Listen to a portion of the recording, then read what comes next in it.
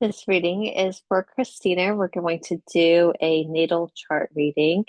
So, when we start the natal chart reading, we talk about many areas of your chart as it appeared when you were born. So, this type of reading is the best one for just being introduced to your birth chart and trying to make sense of this blueprint for living that you have. I like to start with what we call the big three. It really touches on the most conscious areas of personality and what motivates our personality. We call it the big three for that reason. These are the the main motivators. So that would include your rising sign, your sun sign, and your moon sign.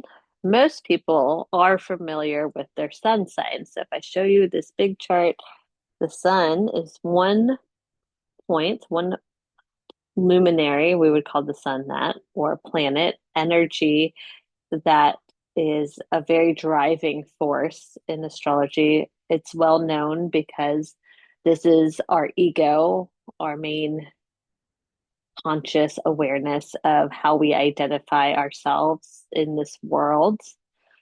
And in astrology natal readings, it is just one of many motivations. The human experience is very multifaceted, multidimensional. Humans are complicated species, and the birth chart, when looking at it more holistically, really explains many different things going on. But the sun is very important. We count that towards a really easy place to access if we're feeling off alignment with ourselves. We can always follow the light of the sun, so to speak, to kind of get ourselves back on track. If when in doubt, learning about your sun sign and trying to align with that is usually going to give you a boost of your identity and make you feel more connected to yourself. So it is part of the big three for that effect. The rising sign is a mask or persona, so to speak, that we wear in the world when we're first experiencing new situations, new people, new places. How do we interpret, how do we perceive new environments, and then how do we project ourselves onto these new environments? This is seen in the rising sign. When you first meet someone or who you are with around acquaintances are not always the same as how most people who truly know you would say. Then the last of the big three is the moon, and the moon sign is our subconscious or inner self, the side of us that we connect with deeply, intimately, internally. It is our emotional nature. It's where we feel secure. And then it's how we go through life trying to achieve this emotional security in the things that we do. Many people believe that really it's the moon sign that contributes to our overall happiness in life. When we're feeding our moon, so to speak, we're really fulfilling our inner desires for happiness and contentment, where the sun is more of our ego and identity. To really be happy, we need to discuss the moon. So let's get going with this. The Taurus rising is an earth sign. So when you were born, this was the sign on the eastern horizon. So you are a Taurus rising. This means for you that the planet Venus is also going to be very important in your chart because Taurus naturally is ruled by the planet of Venus. So when we think of Venus, some of us have heard of the expression men are from Mars, women are from Venus. It is this connotation that Venus is more of a feminine energy. So when you first meet people in the world or experiences that you're likely to have, you're going to usually do it through a more yin or feminine energy. This means you're more likely to receive the information. You're more intuitively led in new situations. You want to feel things out. You want to observe, and you really want to take in the energy of everything that's coming to you before you take action. So this might be against other areas of your chart, but really you have an Earth Sun too.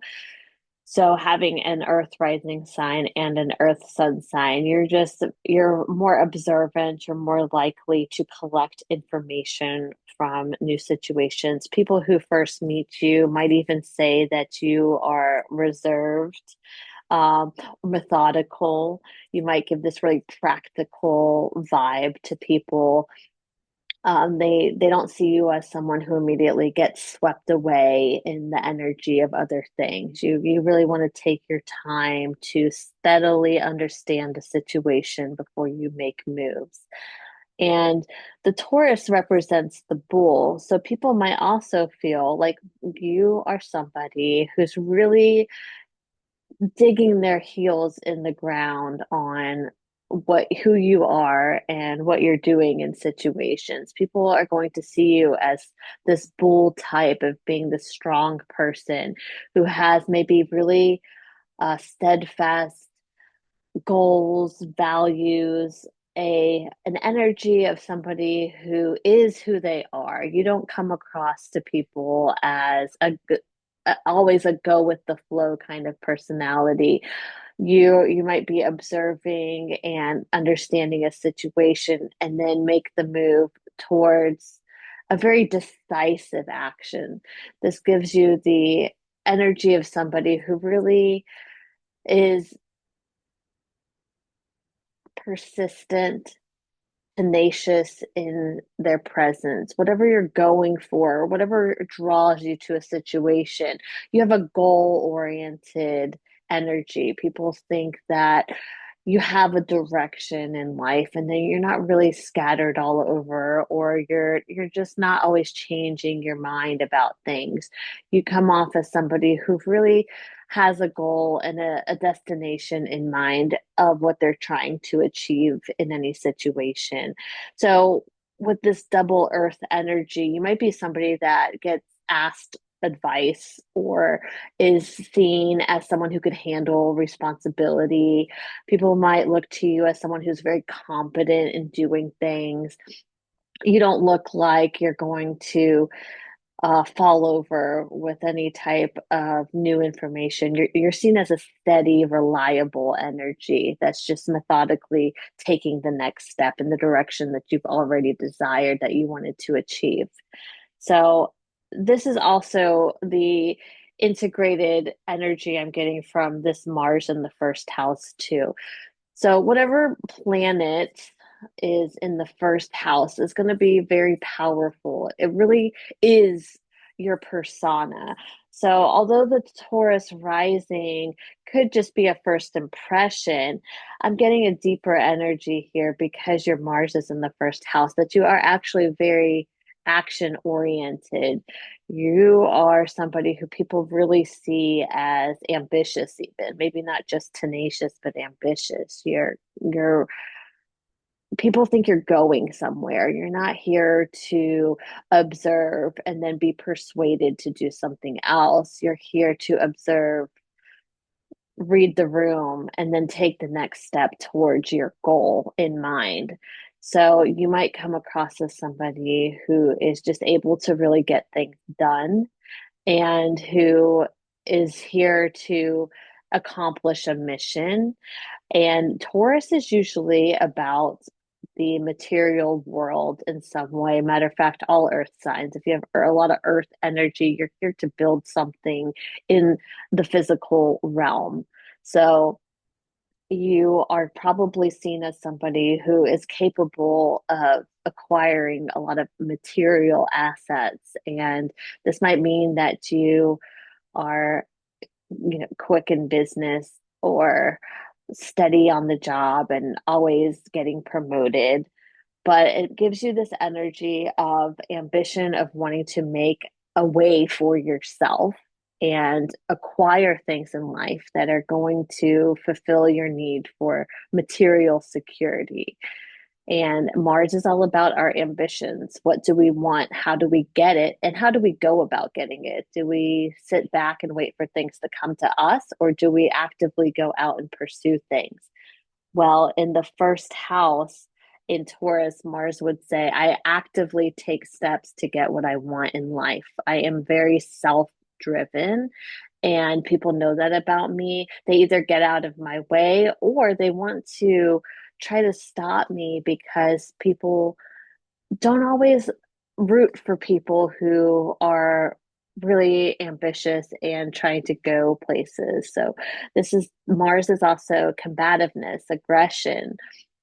And it might be that in your life that people have wanted to challenge you on things in your own identity.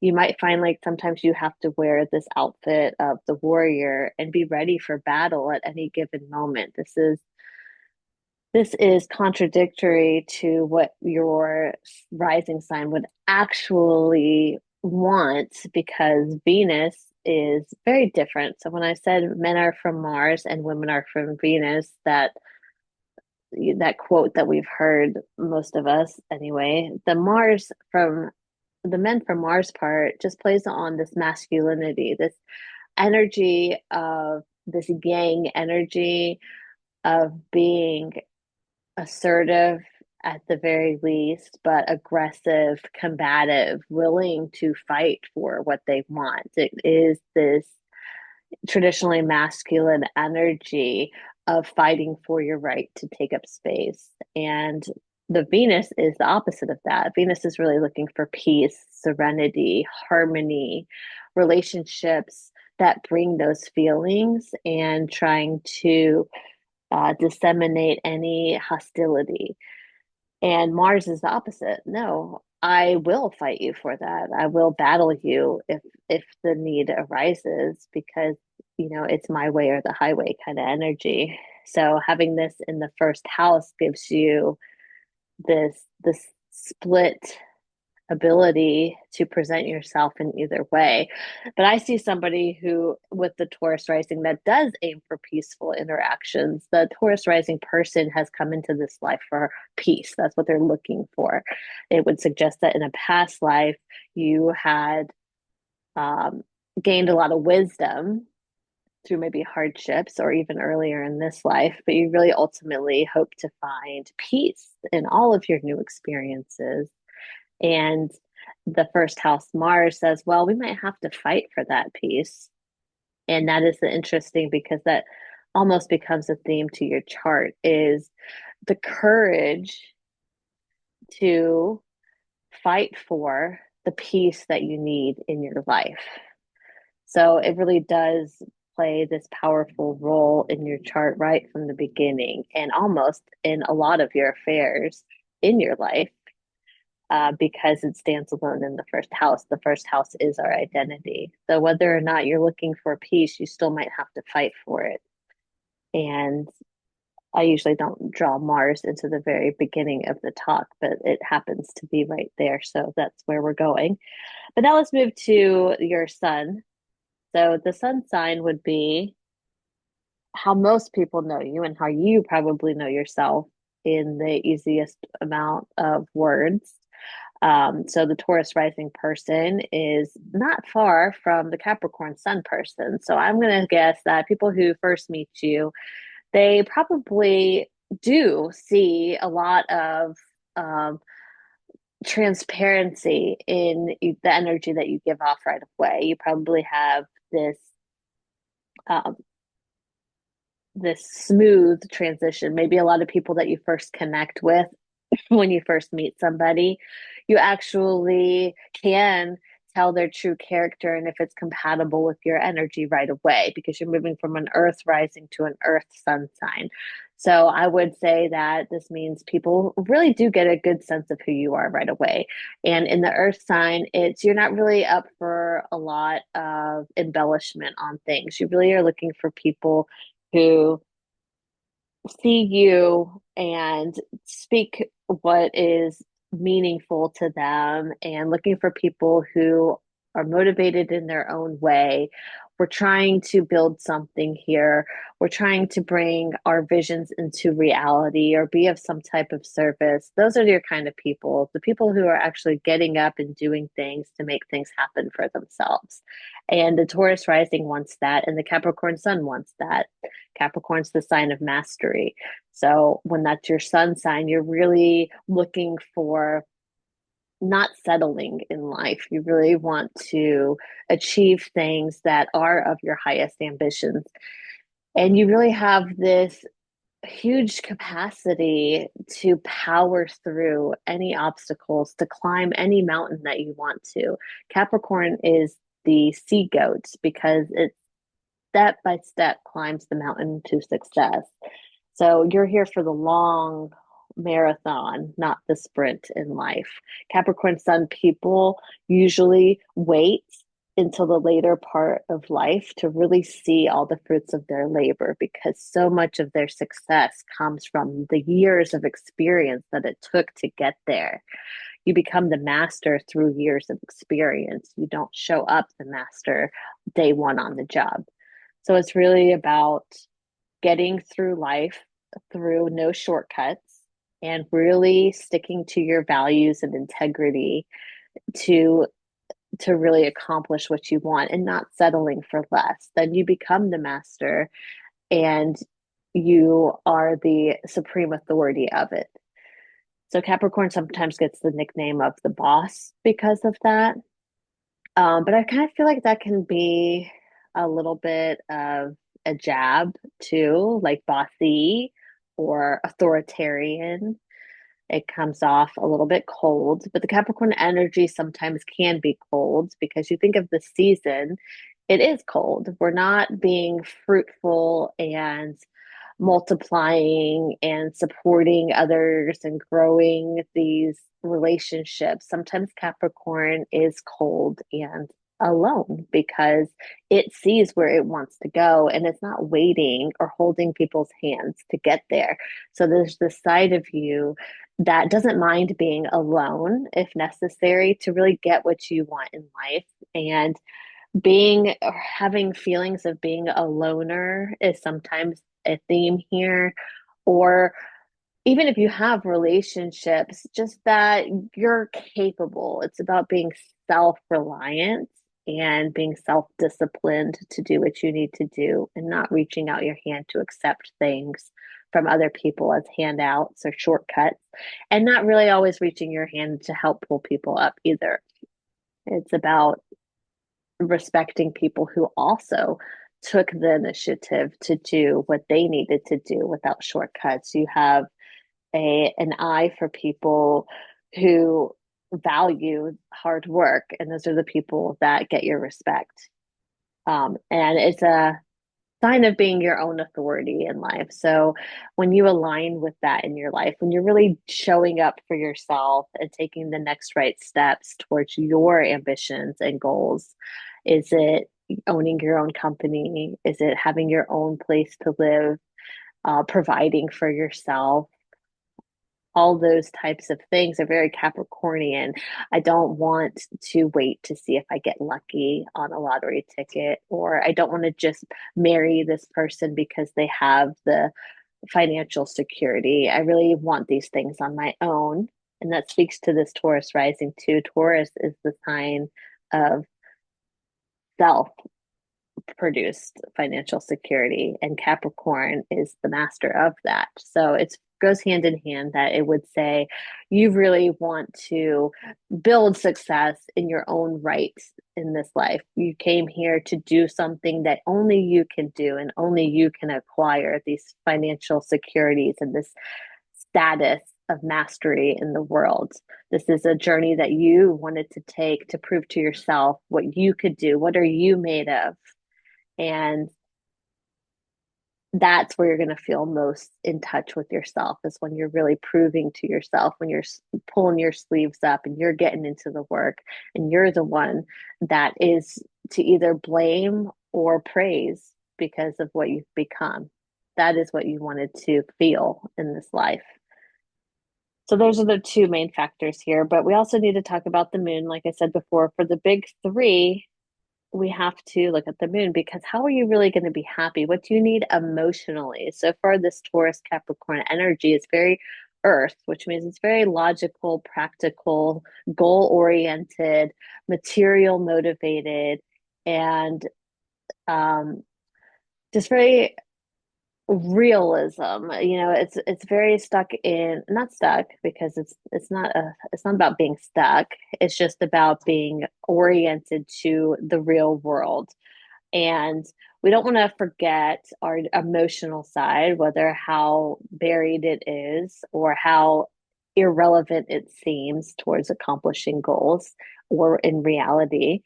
But it's there. So, especially for you, because you have a Scorpio moon. So, sometimes in astrology, people see a Scorpio moon and they say, oh my goodness, that's not a happy spot for the moon. And people say that because the moon is ever changing in its phases and it's very emotionally charged. And Scorpio can very much hide its vulnerable side. Scorpio is the scorpion. It would rather poison itself with its stinger to its own detriment than to let people in.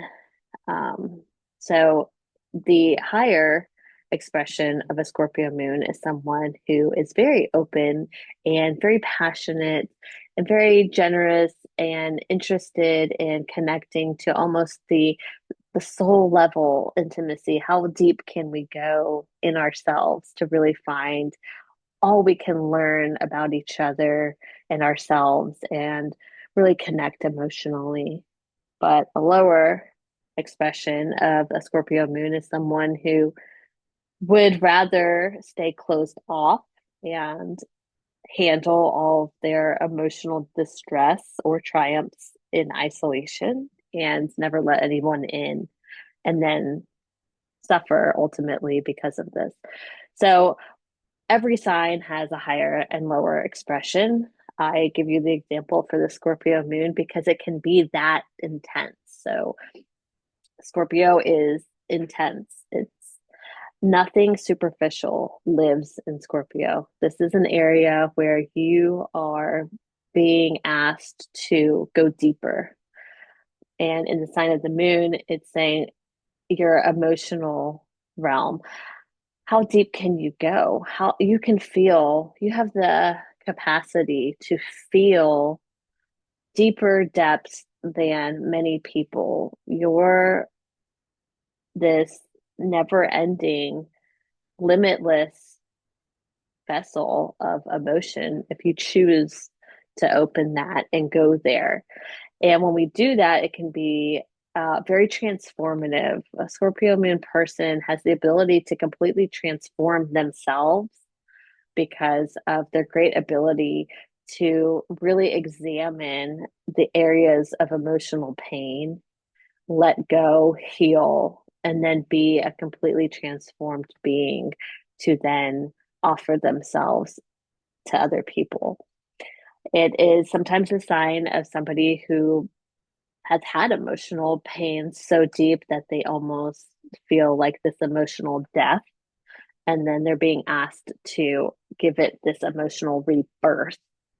It's the cycle. Scorpio rules the cycles of life. Birth and death are heavy themes for Scorpio energies. And sometimes in life, either you are witness of the birth and death of people very close to you, since the moon rules our deepest emotional needs. It sometimes is correlated to our mothers because they are the first people who emotionally respond to us. So we later in life try to relive this, or we continue to seek out this type of emotional support like we had been given when we were younger. Today, people really say more parental, maybe nurturing, not necessarily your actual mother, but the energy of a nurturer. It's where we how we want to feel nurtured. So a Scorpio moon person really wants to feel nurtured completely, absolutely, as nurtured as you can be to the depths of your soul. So a lot of times in this position, there is a longing for having what we needed that we didn't get. Sometimes there's disappointment here. There is having to learn to heal the part of us that did not get that deep emotional love and unconditional nurturing that we really needed. So there's pain that has to be healed. That's not everybody's story, but it is for some. And you have a moon squaring Jupiter. This red line here is one of your tightest aspects. So it makes me think that this is the home, fourth house is home. Jupiter is usually a larger than life presence for us, which sometimes can be apparent. The square here makes me think that if it wasn't parent, if it wasn't mom, somebody in the home, dad, home in general, the high expectations that you had or things that you needed sometimes were in conflict with what you actually received. So it would indicate that there's some kind of pain here with that relationship and that maybe it got shut down early for you and it's not always as easy to access. So you want to try to bring that to awareness. Where have you been hurt emotionally that needs to be healed so that then you can open up these emotional gates to this ocean, deep, loving vessel that you are, and be willing to be vulnerable so that people can actually nurture you the way that you need. And you don't have to close it off from earlier experiences where it wasn't successful. The Scorpio moon is asking for a rebirth cycle to keep trying, to keep being willing to be vulnerable, to receive the love that they need because they have so much love to give. And the cycle has to come to us and go move from us. And it's a continuous cycle. We can't have any blocks there. It's harder for us to give the love and receive the love if there's a block on either side of those. So we're constantly working through the birth death cycle of emotion here in the Scorpio moon to clear any blockages so that you can really give and receive the love that you are here to do. The moon and Jupiter aspect while we're here also just makes you have the ability to be a very generous, warm energy. You have it in your fixed signs of Scorpio and Leo. You have a lot of fixed energy in your chart. And I think this just gives you a lot of staying power in your personality. And with this moon Jupiter people are usually seen as people who can be very warm and have like this optimism, this energy to give to other people that really nurtures them. So you really, with your moon, you really want to clear any emotional blockages you have because you have so much energy to give people in a supportive way. In the sixth house, this could even be like animals, of like adopting animals or helping uh rescued animals find homes. Like there's this need here to like paternalize a lot of people and animals. You have a lot of supporting love to give people. You also have a lot of ability to find like religious or philosophical belief systems that you can trust, that you have like this ability to just trust the universe, trusting that things are going to work out. This optimism that I said. When you have the square here, there's tension because maybe it doesn't come easily. It's not natural for you to get there, but it's saying if you work through emotional pains, and the square goes to the fourth house. So it's usually where you come from, something in your upbringing that maybe was emotionally painful there. You have the ability to be so expansive in your generosity and optimism and warmth and beliefs that you can really make a lot of people who have suffered on some emotional level feel supported.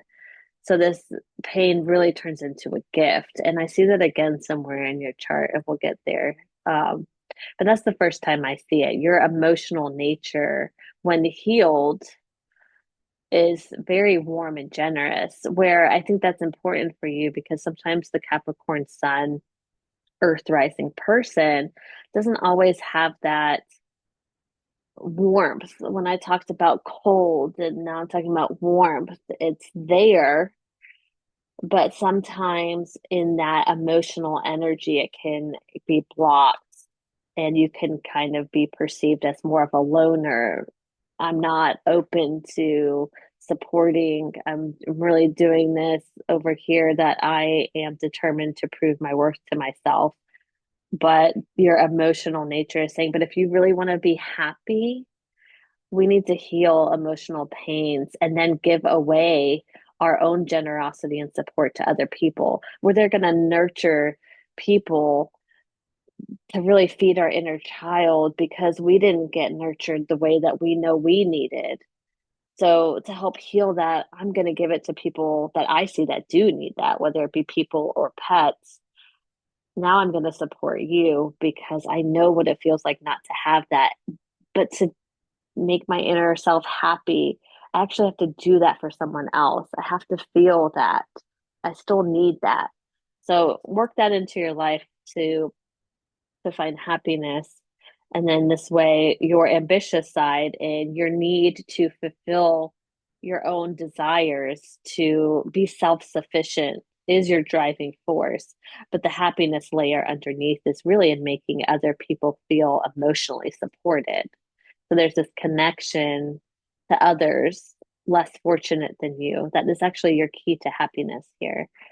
So it's early for the aspect talk, but since we were talking about the moon, I needed to bring that up. So I hope that was semi clear. So let's move on now. That was your big three, and then a couple other factors that make your big three a little bit more personalized to you. But you have many things going on in the chart. These are the main factors, but now we're going to go to another layer here. So the sub layer of what we think about, how we speak, our communication goals. This is in a smaller planet in Mercury. And then we have our love, language, discernment in love, desire to be received in love, which is Venus. So we'll talk about those two. We already touched on Mars. That's also a sub layer. But since we already spent time there, I don't think I need to go back right now. It is worth mentioning, though, you have a lot of aspects or these lines that go to Mars, and it is your first house. So, of these smaller planets, Mars is really your most accessible. It's in your first house of self. So Mars is always going to win between these battles of the lesser planets.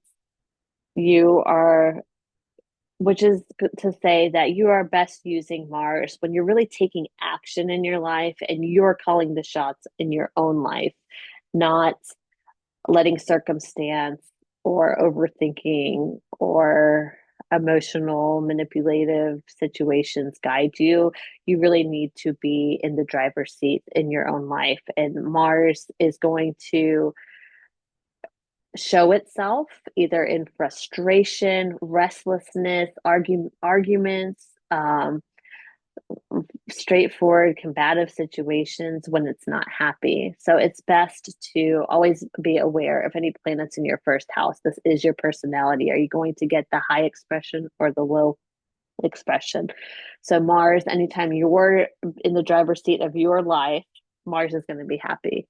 If you feel restless, aggravated, frustrated, people are coming at you, something's not working, and look at yourself. Am I really the boss of my own affairs right now? If I'm not, I need to pivot because Mars is getting mad. Mars is getting restless, and Mars is never a subtle energy in the first house.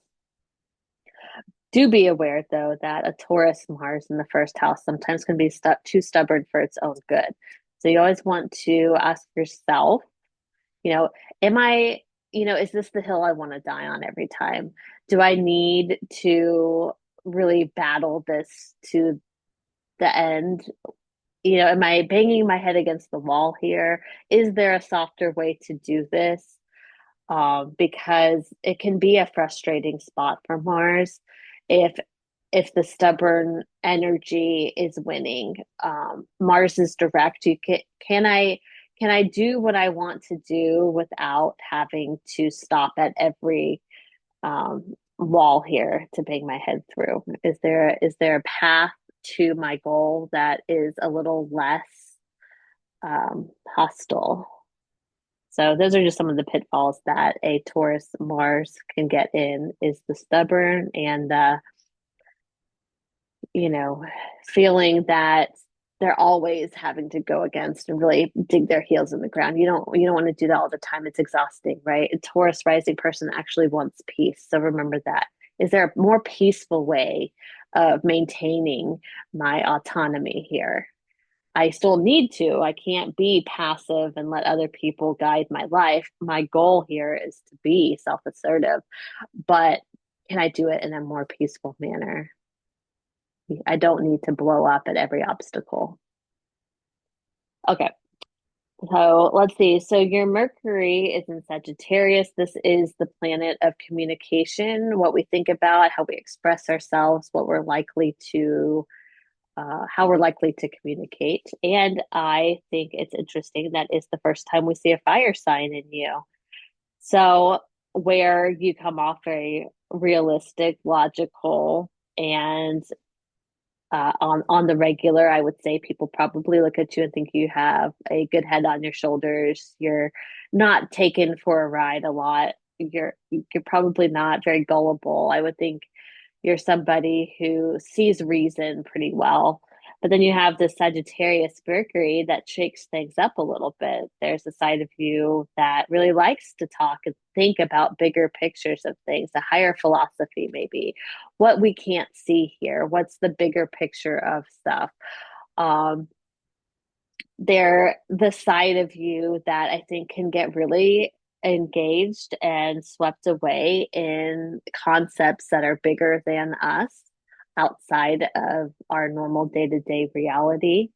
And it's a ticket for you to really meet people who are not like you and really gain a larger perspective of the world, and in return getting a better zoomed out perspective on your own life and situations, and ability to escape sort of your own trappings of your experiences and expand your perceptions of why this might be happening. It's a really great tool for you to step out of yourself into something else and find a little bit of freedom from your own circumstances, if that makes sense. It's the first time that I see fire in your chart, and really it's the only fire in your personal planets. You have a fire Jupiter, but that's less about your personality and more about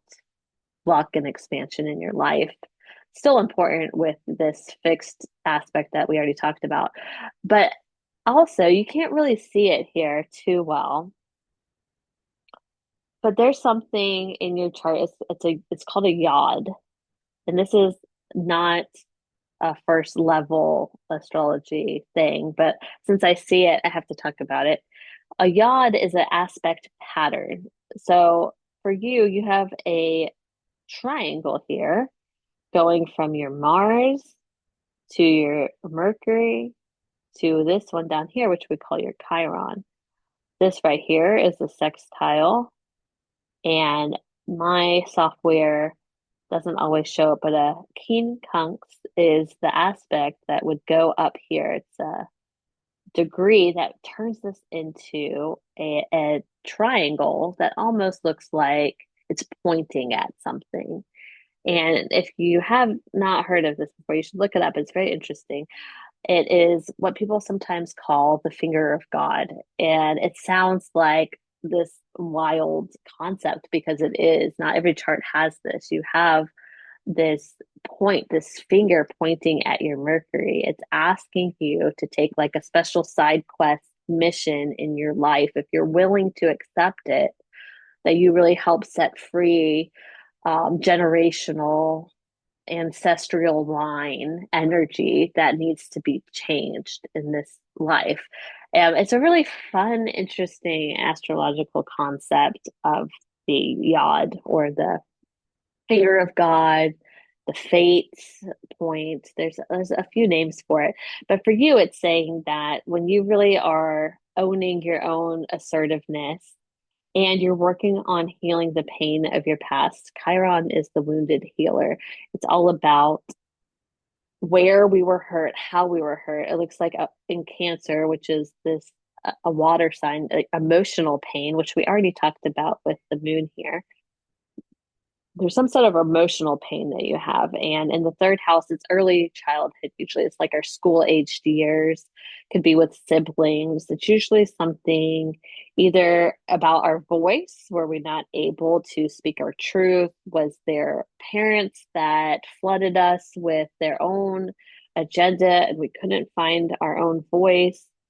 Was there emotional pain in the family that we couldn't really get outside of what we were needed to nurture other people, that we couldn't really support ourselves? It's in a conjunction to your South node, which is speaking on past lives. So this might be a theme that you've carried into this life. It could be that in a past life, you were so caught up in supporting and nurturing other family members that you couldn't find your own voice because you felt like you really needed to blend your energy in your home life to help others. And there was no time for you to pursue your own ambition. So there's pain coming into this life with that because now it's moved you to really want to pursue this Capricorn energy of really the self ambitions, the self mastery, self discipline. If you have a North Node in Capricorn, you're really looking to find maturity in this life. You want to get away from this childlike energy of this helplessness, this inability to take charge of your life, that you're always reacting or responding to other people's energies, like a child who is just not capable of standing on their own 2 feet. They're forever at the mercy of what their family or parents are doing. It helps protect them because they don't have to have all of the head on responsibilities of the world, but it suffocates them in a way that they can never really achieve their own ambitions. So that's what you're coming into this life with. And you might have experienced it earlier in life too. So with this yod, it's saying once that's healed, once you can realize the gold of the situation, that you have this ability to nurture and care for people and really emotionally connect to people, that you do care about people, you do get it, you hear when somebody is hurting, and that does matter to you. And when you take the ability in your own life to not get caught up in emotional manipulations, and I say that because that is what it is, but it might not always present that way. Emotional responsibilities, when you feel like you're caught up in supporting other people and being reactive and responsive to other people so much that you lose your own identity and your own ambitions, you're not able to accomplish what you were really set here to do. So at some point, you have to realize that, and you have to let people put out their own fires in their life, that you have to separate yourself from people who are pulling you down emotionally. And, it's like the person that's drowning. If they latch onto you, you're going to drown too. You have to either put them in a lifeboat or just swim away to save yourself, because ultimately, you can't, two people drowning isn't going to help anything. So it's asking you to heal that, to let them sink or swim on their own. Swim away, pursue your own ambitions. Do it in love. The gold here is the ability to detach in love. And that's your goal, is to let people rescue themselves, face their own consequences, but still love them, but acknowledge that you have your own ambitions in life. So then it goes to this yod here, and it's saying if you can do that, if you can reach out away from your roots, what you are privately having to have gone through, and then you can reach out to publicly pursuing these high ideals and thoughts. You might have so many thoughts in your mind of what you want to experience or the types of people that you want to meet or the type of knowledge you hope to obtain, and really give yourself the freedom to explore that you're really going to end a lot of this passed on energy of being so caught up in other people's issues, and that you're really able to open up into this whole new level of awareness for yourself. You're escaping what you have always known, and you're really giving yourself a chance to open up and reach new levels of awareness. And in some way, this would then help your whole line going forward that you're not really aware of yet. The yod is mystical. There is this mysticism of the eighth house that we don't always understand why, but the journey is about pursuing your own intuition and taking on your own um, adventure here. The Sagittarius energy is somebody who's always looking to expand on what they know and ask more questions and then go seek out the answers. So there's a lot of ability to be spontaneous here, to follow your intuition. And that is such a break up energy to what you already have in your chart with that earth energy I was speaking on. A fire person or a fire energy in your chart is always asking you to go, do it, think less, plan less, follow your heart. Fire catches on fast. You have to go with the momentum of the energy or you can lose it.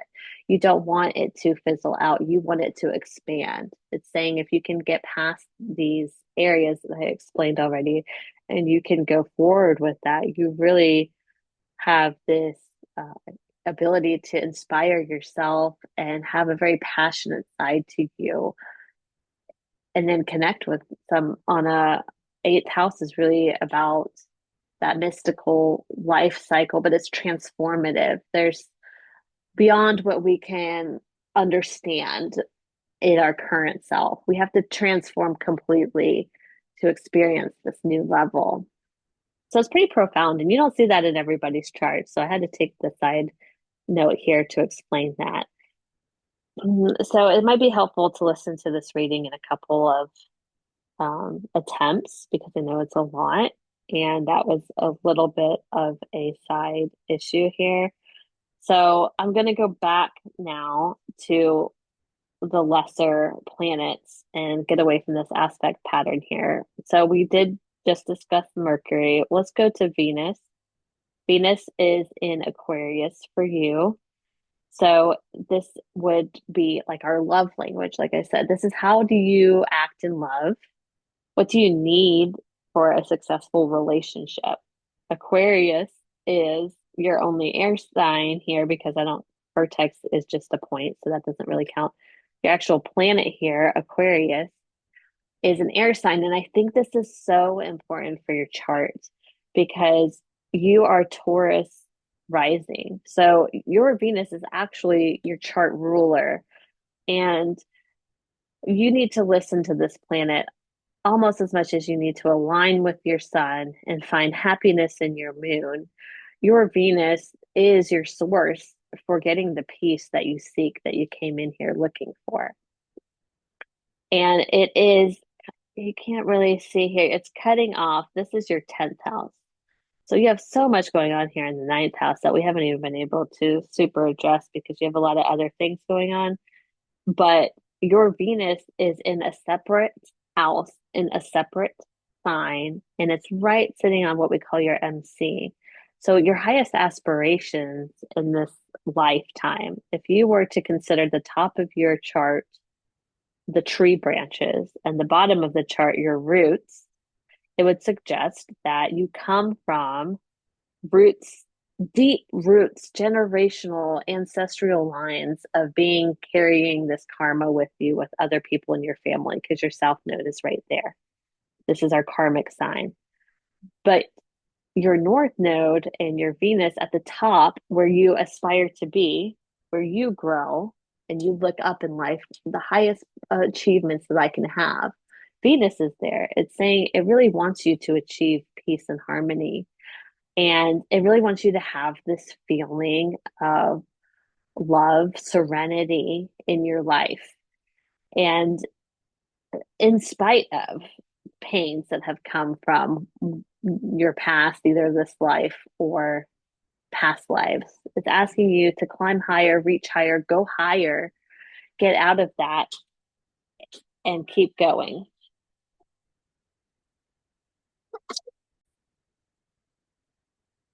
So, within the sign of Aquarius, air, it's asking you to detach emotionally to achieve this great feeling of serenity.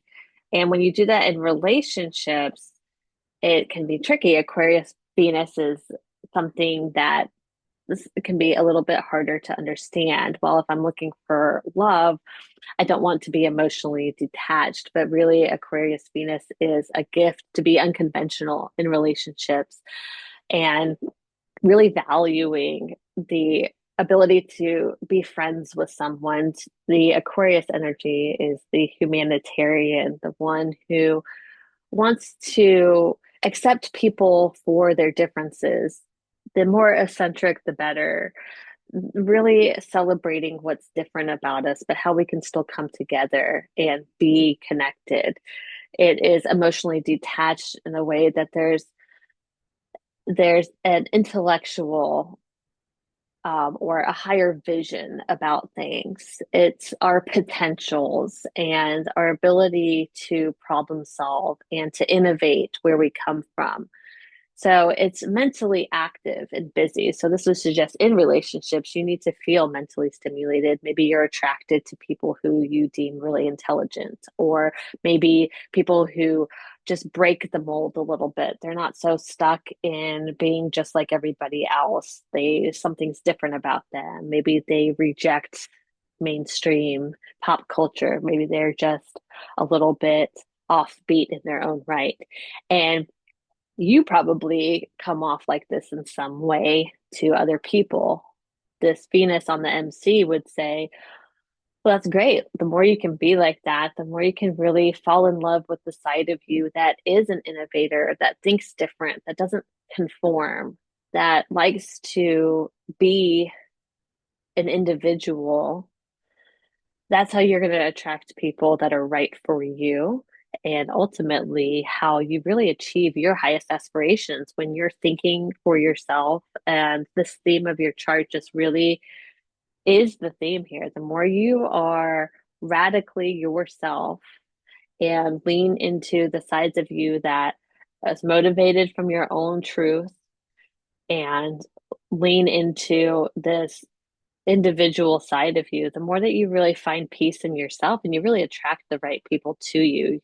It would suggest that you're coming out of like families or things that you were born into, and you're achieving finding like your soul tribe of people who really get you. Maybe it's not blood, maybe it's out there who people have had similar experiences and choose to be different, and it's innovative. What can we do to be better than where we came from?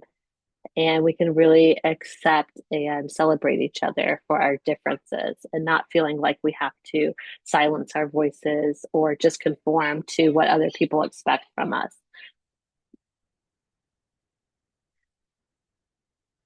So, with that being said, I think we did touch on the nodes a little bit, but it's worth repeating just to make sure you understand your nodes in the natal chart is important. This is the soul's journey here in this life. It's saying, what are you bringing in from a past life that you're trying to release? And where does your soul want to go this time that it's never achieved before? So, for you, that is the South Node, and you have the conjunction with Chiron. So, we did touch on that. The feeling of being emotionally attached to people who you felt the need to support and sacrifice your own ambition to either be supported by them or to support them. Either way, it is more of a childlike situation. You never really feel really empowered, and you're here to let that go in this life. You're moving into the ninth house of higher dreaming, higher knowledge, realities outside of your own experiences. The ninth house is sometimes associated with like going to college, postgraduate studies, or achieving higher levels of religious practice, becoming a wise practitioner of your highest philosophies. Somebody who continues to seek knowledge, who's looking to always expand on their own perceptions of reality. In the sign of Capricorn, with all of this Capricorn stellium here, you're really looking to do this as a mature person who is capable of standing on their own 2 feet and not immersed anymore in other people's affairs. Instead of being the child who is at the whim of what their parents say, you really wanted to be the mature, self-disciplined authority of your own life in pursuing these higher endeavors. So a Capricorn ninth house, North Node, and stellium would make me think of somebody who is somehow going to be an expert or mentor or some type of scholar, professor, type of highest accolades possible in a higher concept field. So whether it be philosophy, religion, um, any college course, the idea is that it takes a long time to be considered an expert on this topic, or that you never really are. Some of these are so abstract that you can never really know everything about the topic, but your ability to be an authority on the subject is something that you might want to pursue. You could actually be drawn to traveling to other countries or other philosophies than you had adopted earlier in life. Maybe it's something that has nothing to do with your background, but you have felt drawn to go pursue things so far outside of what was part of your inheritance or upbringing. This is somebody who really there is no limit to what they can learn about, how much they can learn about, and who they will impact with their voice on the subject. The ninth house is of publishing too. So this could be somebody who over their course of lifetime becomes very proficient in communication, has something to say, and then writes and publishes it, or the professor who speaks to an auditorium full of students, or the preacher who has a huge congregation, the shaman who is speaking out and having followers come from all over the world. This is somebody who spends a lot of time mastering their area of expertise and then needs to pass the wisdom on to other people. So, any way that this takes you in life, this is the calling that you're here to do. So, the energy that Capricorn brings is really like an engine that is just full throttle, that it doesn't matter how high the mountain is, you're going to get there. In the ninth house, the ability uh, to learn about something never ends. So basically, I just see like this rocket ship going into space, and who knows where your target is, but it's bigger than us. So I just feel like it's something spiritual or philosophical, um, that you're really going to be drawn to understand, so that then you can help pull our collective understanding up a little bit higher too. Capricorn's an earth sign, so usually something that you can put into reality on some level, though, is so that rocket ship shooting into space. I mean, that's ninth house, but the Capricorn energy is a little bit more grounded. So maybe it's setting up a camp somewhere But there's a realism to you that's going to help us build on what you are here to teach us. So I could see you being in some type of structure and teaching. So if you're called to be some type of professor in a university, I could really see that. Or working with your hands and taking on students if you're some type of medical um, professional, having students, like this could be a placement of a surgeon who uses their hands to really practically like perform an operation and take students who are learning the trade. These types of higher end positions that not you can't just get overnight, the long haul learning or a long haul apprenticeship that you had to do to get this position, and then sharing that with students in the future. You have a lot of outer planets in this house next to your sun. So it's just saying to trust in divine timing, trust in the cycles of life.